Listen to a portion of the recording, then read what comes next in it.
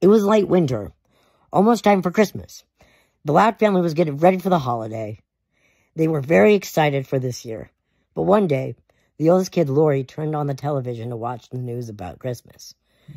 Nothing really at first, just the usual, but one thing came up that got Lori's attention. As the holidays are approaching, a mysterious person known as the Christmas Murderer has been going around different towns and killing people.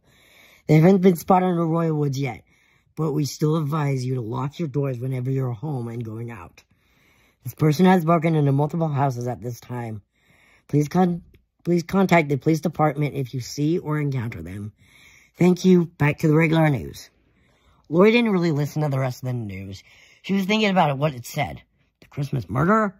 Why was this person doing this at this time of year? She decided to forget about it and continue getting ready for Christmas. She noticed that she didn't have something and had to go get out and get it. She grabbed the car keys and left the house. She didn't know that she forgot to lock the door when she left.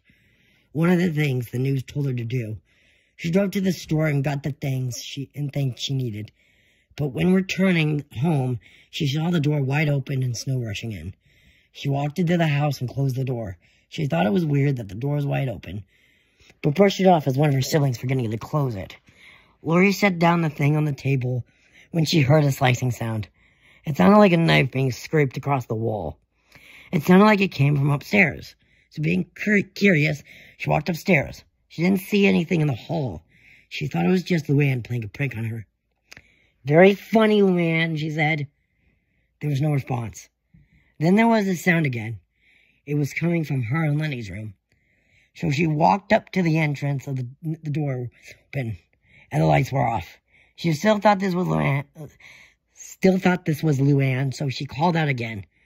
"Come on, Luann. You literally aren't scaring me," she said. Again, no response.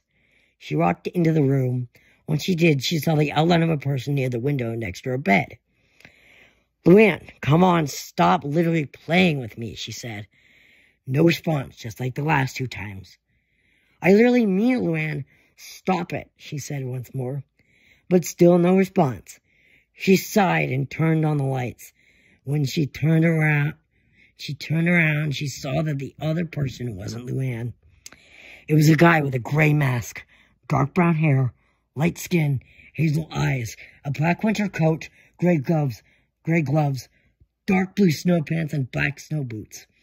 He was also covered in blood and had a machete that was also covered in blood. She backed up a bit. The guy walked closer to her. He didn't say anything. He just breathed heavily. She turned and ran out her and Lenny's room and down the stairs. She was pretty sure the guy was chasing her, and he was.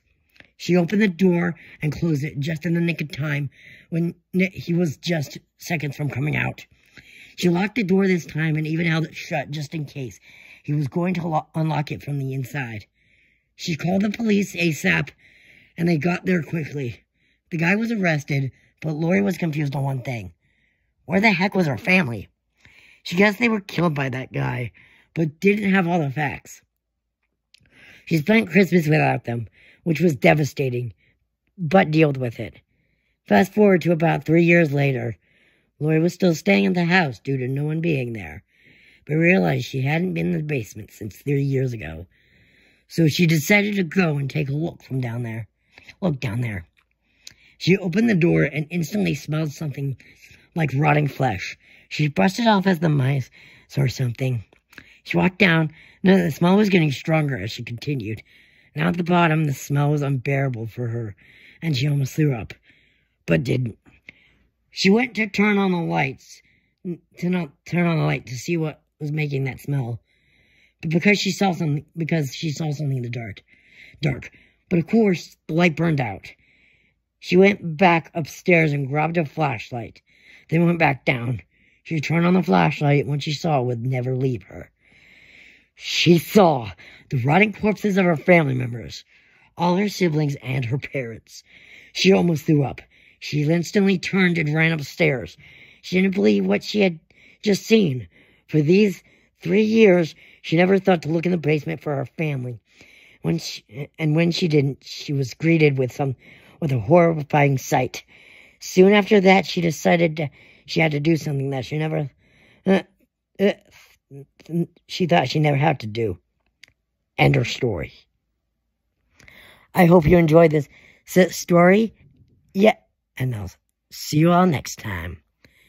Also, like and subscribe. Bye!